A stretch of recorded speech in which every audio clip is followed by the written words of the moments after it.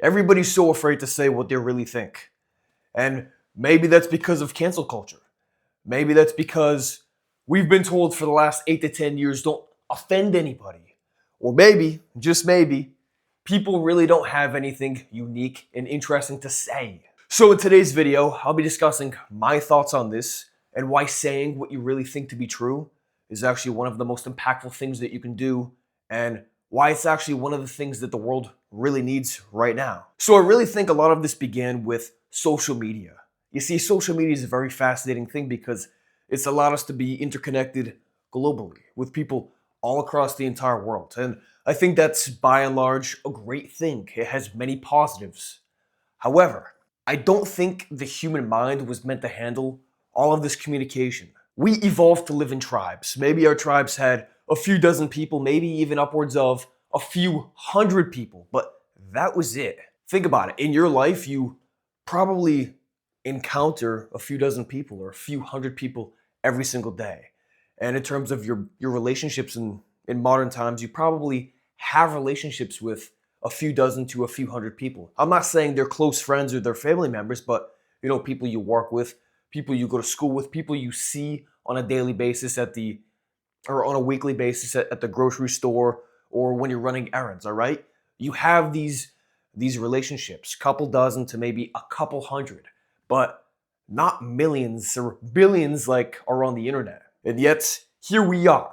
Just about anything you say, whether it's polarizing or not, whether it's meant to offend people or not, can be seen by hundreds of millions, if not billions of people. We saw this start in the early 2010s when social media really became super popular worldwide. It mainly started with people with social status, like celebrities or people in government or high-level business owners. They would say something and it would get completely blown out of proportion. Media outlets would swarm all over it, writing blogs and articles with clickbait headlines to get more people to visit their website and actually see what they wrote. We would see random people commenting about it on social media, and within weeks there was this entire story, this entire narrative had been spun up about this person, about what they supposedly said, whether they really said it or not. And now it's 2026. Even the average everyday person could say something online and it gets completely blown out of proportion by whether that's real people or online bots who are just meant to spread hate and create division among people. And collectively, this has impacted society itself a lot because everyday people see this and they begin to think, well, I don't want the entire internet to hate me. I don't want people within my physical space in this real world to see what's happening online with me. I don't want them to all of a sudden push me aside, outcast me. So we hold back. We nod our heads and smile in everyday conversations, even if what other people are saying is completely BS. We essentially walk on eggshells when in the workplace or when in school, because if others see us, if others hear what we really think about a given situation, then we might get in trouble with administration or HR. We shut our mouths when around other people in these social situations, and we don't really say what's on our mind because we don't want them to just all of a sudden start recording us like you see in public places, all right? And we think this because, well, if something happens, if something I say gets blown out of proportion and put online, then that could ruin me. That could ruin my entire life, right? Now look, these are all valid fears because the idea of being judged or outcasted from the tribe, the collective, that's deeply rooted aspect of being human. In past times, if you were pushed out of the group, if you were outcasted, then that meant you were all on your own.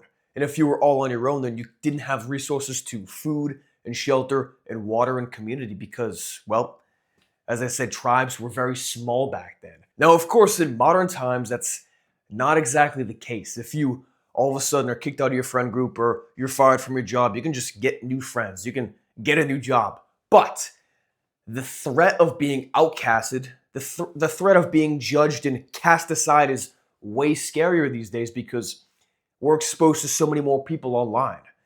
And this can happen very rapidly, very suddenly, even when you least expect it to.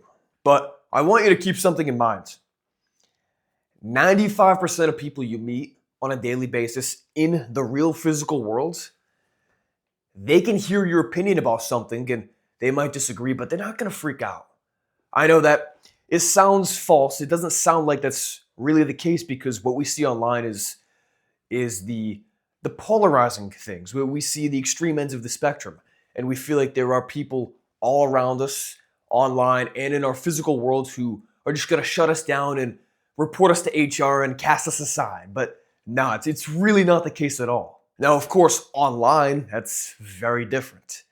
And it's because anything that gets posted online where you're sharing your thoughts on a specific topic will get some hate, no matter what. This video itself will probably get dislikes. I'll probably get comments and emails of people saying, hey, I disagree with this, you're stupid, you're an idiot, and that's all right. It's all a part of it.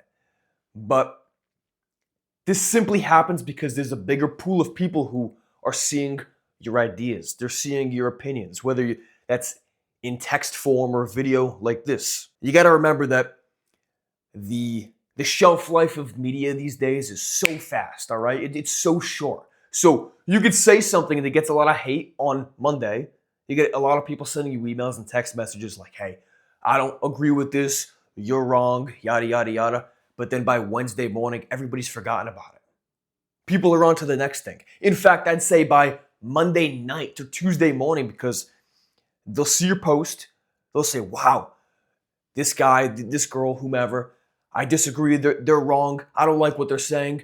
But then they scroll 2, 3, 4 times and they already forget. They forget who you are, they forget what they said, and they're on to the next thing. Now, this sounds extreme, but this is our reality, okay? So whether something you say gets posted online by you or by somebody else without you knowing, and then it gets a lot of pushback, it's all right.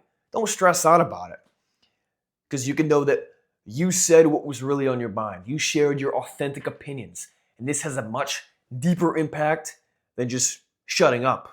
I have 2 more thoughts on this. The first one is that you can have different opinions from other people. You can have different worldviews and perspectives, and you can express them without being a complete asshole about it, all right? You can say what's authentically on your mind, and people will still get offended. As I said, that's just a part of the game, all right? Many people want to play the victim for various reasons, which we won't go into in this video. And many people are also just soft, plain and simple. But you can deliver it in a way that isn't so harsh. And again, that's up to you. You don't need to. You can be harsh. You can be rude about it, but I don't recommend it. Secondly, you can believe in something, whether that's politics or religion or something completely different, and not revolve your entire identity around that thing you believe to be true. Now, many people, they take things way too far. They so desperately want to fit into a group. They want to be accepted by these people or these people that they build their entire life around a certain set of beliefs. And I won't go too deep into this. You know exactly who it is I'm talking about. But don't make this be you, all right? Don't let this be you. You can have a belief about this, and a belief about this, and a belief about this, but you don't need to attach your emotions and build your entire world around those beliefs. No matter what you say, no matter how you say it, people will get offended. People will push back, whether that's in person or online. Even more so online, because we have these keyboard warriors, you could say, these smelly people sitting in their mother's basements, getting all hot and bothered, getting all offended, sending all their hate mail, all their messages to you, just for putting out some authentic and meaningful ideas. That's okay, all right? These people want to create division. They want to spread hate without even leaving their homes. Don't be offended by that.